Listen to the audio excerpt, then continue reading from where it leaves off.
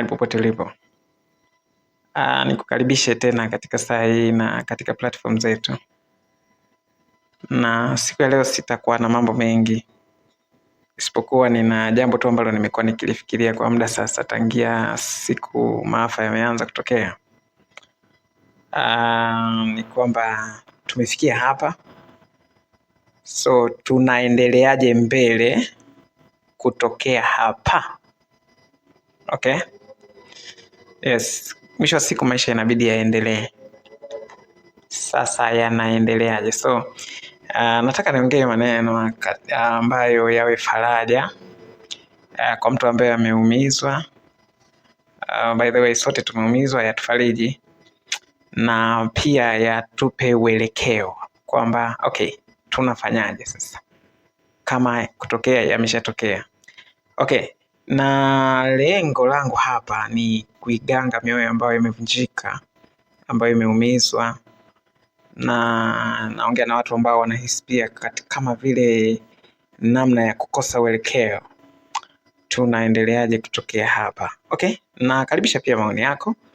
Yes, kwa ajili ya watu wengine utakapokuwa umeandika comment, mwingine pia ataandika, atasoma comment yako na inaweza kwa namna moja ama nyingine ikatumika katika kumvusha katika swali hili kwamba tunaendeleaje mbele kutokea hapa. Okay, so yako mambo ambayo nimekuwa nikiyafikiria kwamba tunaendeleaje mbele kutokea hapa. Cha kwanza nimefikiri kwamba nadhani kwamba cha kwanza inabidi tukubali kwamba imetokea. Sawa? Yes. Imekuwa hivyo, yani imekuwa.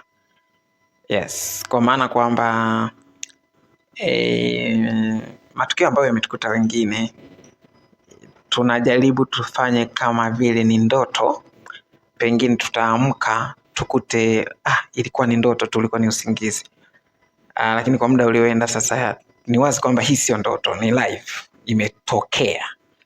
Yes, katika ukubwa wote ule ambao jambo limekukuta, whether umepatwa na majeraha mazito au umefiwa na watu wako karibu au uharibifu wote ule na majanga yote ambayo yamekupata, mimi nataka tukubali tu kwamba imetokea. Sio ndoto, ni live, imekuwa. Hivyo ndivyo ambavyo imetokea.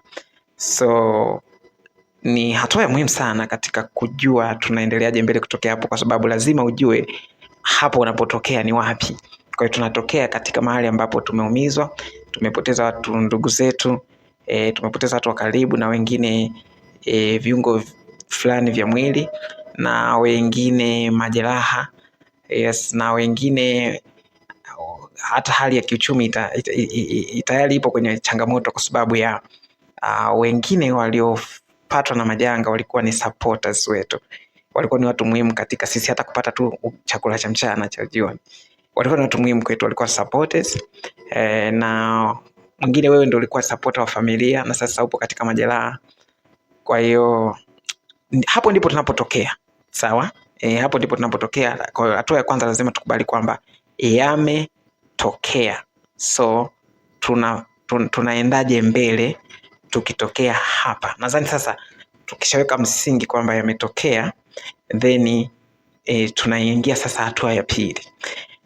Kwa mimi ndio nasema utaweka maoni yako hapa. Haya ni maoni yangu, kwamba ili pia kuondoa stress ambazo hazina ulazima na hazina msingi, lazima tukubali sehemu ya Mungu iwe ya Mungu na sehemu ya kwako wewe unayoweza kuifanya iwe ya kwako. Okay, kabla hujaamua kwamba nitachukua hatua zipi, lazima utambue kwamba yuko Mungu mbinguni ambaye sio wewe. Yes, sio wewe, yupo. Na ana sehemu yake ya kufanya, na wewe pia una sehemu yako ya kufanya. Lakini huyo Mungu sio wewe, kwa sababu stress zinaanza pale ambapo utajaribiwa kufanya na sehemu ya nani? Ya Mungu. Okay? Yes, utajaribiwa kufanya sehemu ya Mungu. Wanasema siku zote sehemu yako ni kutoa, sehemu ya Mungu ni kubariki. Sehemu ya Mungu ni kutenda, sehemu yako wewe binadamu. Sehemu yako ni kuamini, sehemu ya Mungu ni kutenda. Sehemu yako ni kuomba, sehemu ya Mungu ni kujibu. You get it? Okay, simaanishi ule uzembe wa kuomba kila kitu hata ambacho kipo katika uwezo wako. Na ndio maana nimesema utambue kwamba kuna Mungu alafu sio wewe. Huyo Mungu mwenyewe sio wewe. Kwa hiyo ana sehemu ambayo ataifanya. So kabla hatujaanza kufikiria kwamba tunaenda kuchukua hatua gani, lazima ujue kwamba kuna hatua zingine ni Mungu anapaswa azichukue. Vinginevyo itakuwa ni chanzo cha stress, kwa sababu utakapojaribu kuzipush hazitapushika, hazitaenda. Alafu utazidi kujisikia kwamba labda wewe ni mdhaifu sana, labda huna nguvu yoyote, labda wewe ni mnyonge sana, labda kwa sababu ukwenda shule, labda kwa sababu wewe si afisa, labda kwa sababu wewe, utaweka sababu nyingi, lakini kumbe hata ungelikuwa umesoma pengine lingeshindikana. Hata kwa hiyo kuna Mungu na huyo Mungu sio wewe. Sawa? Kwa hiyo kuna wajibu wetu sisi, alafu kuna wajibu wa Mungu. Sawa? Kwa mfano, hapa ninapokifanya najaribu kukutia moyo, lakini naongea na nafsi yako. Alafu kazi ya kwenda kuponya kile kidonda cha ndani ninamwachia nani? Ninamwachia Mungu. Mimi nafanya sehemu yangu kama mtumishi wa Mungu ya kukutia moyo, ya kukufariji, kwa sababu hata Yesu anasema kwamba nilikuwa mgonjwa, amkuja kuniona. Yes, kwa maana Mungu au anataka tuwe na namna fulani ya kuhusika, sawa, katika changamoto, lakini anatambua kwamba si sehemu yote tunaiweza sisi. Daudi akasema hivi, ninakujia kwa jina la Bwana Mungu wa majeshi ya Israeli. Lakini ukiangalia kwamba Daudi alifanya sehemu yake, Daudi alirusha jiwe, Mungu wa majeshi ya Israeli alimuua Goliath. Okay? Daudi alifanya nini? Daudi alirusha jiwe, alafu Mungu akamuua Goliath. Kwa hiyo siku zote kuna sehemu ya kwako, kuna sehemu ya Mungu. Sawa. Anyway, so tunaendaje sasa mbele kutokea hapa? Yale mawazo yatakayokuja itabidi tuyape category, kwamba hili nitakuamini Mungu katika kulifanya. Kwa mfano, kuna neno katika Warumi sura 12 pale anasema hivi, msijilipize kisasi, kwa sababu anasema hivi, bali ipisheni ghadhabu ya Mungu. Anyway, sijui unaamini kiasi gani kuhusiana na Mungu, lakini nakupa tu changamoto, na sasa utaweka maoni yako na hapo chini. Anasema hivi, usijilipize kisasi, bali ipisheni ghadhabu ya Mungu. Sawa? Hajasema kwamba usifanye chochote, no, you can do something, lakini kuna namna ambavyo kuna watu wawili sasa ambao huwa wanataka kulipa kisasi. Huwa kuna Mungu anataka kulipa kisasi, alafu kuwa kuna wewe pia unatamani kulipa kisasi. Okay? Sasa utakapoanza wewe kuchukua hatua za kulipa kisasi, sawa, kuna namna ambavyo umeizuia ghadhabu ya Mungu. Okay? Ipisheni, kwa sababu inataka kukatisha. Sawa? Inataka kukatisha kwa mambo ambayo yametokea. Mimi sijui ni nani amefanya nini, mimi sielewi. Ni nani ndio mkorofi, ni huyu au ni huyu? Je, ni watu wa kundi hili au ni watu wa kundi hili? Kwa sababu ni wazi kwamba sasa Watanzania wamegawanyika katika makundi, na kundi fulani linataka kumlaumu kundi fulani, kundi fulani linataka kumlaumu kundi fulani. I'm not there. Nachokisema ni kwamba hebu tuipishe ghadhabu ya Mungu, kwa sababu Mungu naye anasemea sisi tufanye sehemu yetu, lakini kuna sehemu ambayo ni ya Mungu. Okay? Kuna mtu ambaye wewe kama wewe huwezi kumfikia, huwezi kwa sasa, labda kwa baadaye, lakini kwa sasa huwezi kumfikia. Lakini mtu huyo haina maana kwamba hayuko, kwa sababu hayuko responsible kwako, basi hayuko responsible kokote. No, ndio maana neno nasema bali ipisheni ghadhabu ya Mungu. Ninachokisema ni kwamba tukubali kumwachia Mungu sehemu yake katika yale mawazo ambayo yatakujia. Jua hili ni la kufanya mimi na hili ni la kumpisha Mungu afanye. Okay? Yes. Hili ni la kufanya mimi, hili ni la kumpisha nani? Mungu afanye. Kwa sababu sehemu yako wewe itakuwa ni kunywa dawa. Sawa? Lakini ukumbuke dawa hizo na malaria hiyo iliwaua wengine. Okay? Kwa hiyo wewe sehemu yako ni kunywa dawa, alafu sehemu ya Mungu ni kusaidia na ile mishipa ipokee dawa na nini upone. Kwa hiyo tutamwamini Mungu kwa sehemu yake, lakini haina maana kwamba nataka uzembe wa kutokufanya sehemu yetu. Ila katika haya mawazo ambayo yamenijia, ni lipi ni sehemu yangu na ni lipi ni sehemu ya Mungu? Okay? So sisi tukae kukaza katika kufanya sehemu yetu, alafu ile ya Mungu tumwachie. Okay?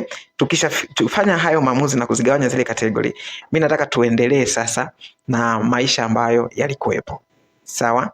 Kwa sababu Mungu hachelewi kuijibu ahadi yake. Okay? Hachelewi. Lakini pia ukiipisha ghadhabu ya Mungu siku zote ghadhabu ya Mungu imekuwa ni kali kuliko ghadhabu ya mwanadamu siku zote. Ndio maana kuna msemo huwa tunasema tele kwamba malipo ni hapa hapa duniani. Unajua nani huwa analipa? Ni Mungu. Malipo ni hapa hapa duniani, mlipaji wa hayo malipo ni hapa hapa duniani huwa ni Mungu.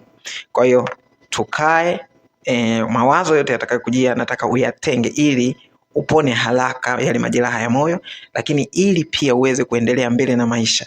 Hebu lile wazo litakalokujia kwamba kwa sababu ya changamoto 1 2 3 4 5 zilizonipata kwa ajili ya kipindi hiki nitafanya hivi na hivi. Okay, then categorize, zigawanye kwamba hili best atafanya Mungu na hili best atafanya Mungu, lakini hili na hili na hili na hili, ili sitamwachia Mungu, mimi mwenyewe nitafanyaje? Nitalikamilisha. Haleluya. Anyway, una maoni gani wewe binafsi? Tunaendeleaje mbele kutokea hapa? Karibu kwa maoni yako, na Mungu Baba wa mbinguni akubariki. Mimi nakuombea wale wote ambao wamevunjika moyo, wameumizwa mioyo. Neno la Mungu linasema Roho Bwana yu juu yangu, maana amenitia mafuta na amenituma kuwaganga waliovunjika moyo. Katika jina la Yesu nataka niombe na mtu hapa. Unaweza kuweka mkono wako kifuani, niombe kwa ajili ya kuvunjika moyo, lakini pia wengine ambao wana majeraha ya kimwili kabisa. Naomba pia kwa ajili yao, na wale ambao wana majeraha katika mioyo kwa maana ya kufiwa na matukio mbalimbali ambayo yametokea. Kwa jina la Yesu Kristo, Bwana Yesu, ninaachilia mkono wako wewe ambaye umesema katika neno lako kwamba ni kuwaganga waliovunjika moyo. Mkono wako Baba ambao una uwezo wa kuiganga mioyo iliyovunjika, uende sasa ukaiguse mioyo hii katika jina la Yesu Kristo. Mioyo hii Baba ikapokea uzima katika vile majeraha na vidonda vilivyo ndani ya moyo. Lakini wengine Baba wako na majeraha katika mwili kabisa. Kwa jina la Yesu Kristo ninaachilia nguvu zako katika hiyo miili katika jina la Yesu Kristo. Kila palipopaluzwa, kila palipovunjika, kila palipogawanyika, kwa jina la Yesu Kristo paka irudie hali yake sasa katika jina la Yesu wa Nazareti aliye hai. Asante Baba, wewe ni Mungu mkuu. Asante Baba, wewe unaweza yote, katika jina la Yesu wa Nazareti aliye hai. Amen. Mungu Baba wa mbinguni akubariki sana. Shalom. Amen.